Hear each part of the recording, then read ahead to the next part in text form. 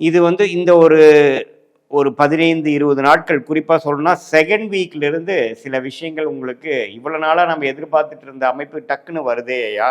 நம்ம டக்குன்னு அத யூஸ் பண்ணிக்கலாமான்னு கேட்டா, கண்டிப்பா அது வந்து நல்ல விஷயத்துக்காக நடக்குது. ஏன்னா, சனியே 11ஆம் இடத்திலிருந்து உங்களுக்கு ஏதோ இந்த 1 1/2 வருஷம், 2 வருஷத்துல ஒரு லாபத்தையும், ஒரு இம்ப்ரூவ்மெண்ட்டையும் குடுத்துட்டு போகணும் அப்படிங்கிறத, இந்த மாத கிரகங்கள் குறிப்பாக ராசி அதிபதி மூலமாக எப்போ கொஞ்சம் பாசிட்டிவா வருதோ, அந்த நேரத்தில் நல்ல அமைப்புகள் நமக்கு கிடைக்கக்கூடிய அமைப்பு ரிஷப ராசிக்காரர்களுக்கு கண்டிப்பா உண்டு.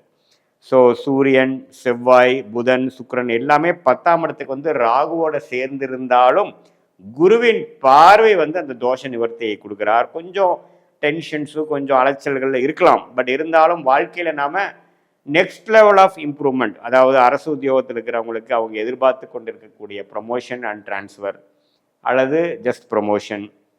அதே மாதிரி கார்ப்பரேட் செக்டாரில், ப்ரைவேட் செக்டாரில் இருக்கிறவங்க அவங்க எதிர்பார்க்கிற ஒரு ரெகக்னிஷன் கிடைச்சு ஒரு நல்ல இம்ப்ரூவ்மெண்ட், இருக்கிற கம்பெனிலேயே ஒரு இம்ப்ரூவ்மெண்ட் அல்லது வேறு கம்பெனி மாறக்கூடிய அமைப்பு.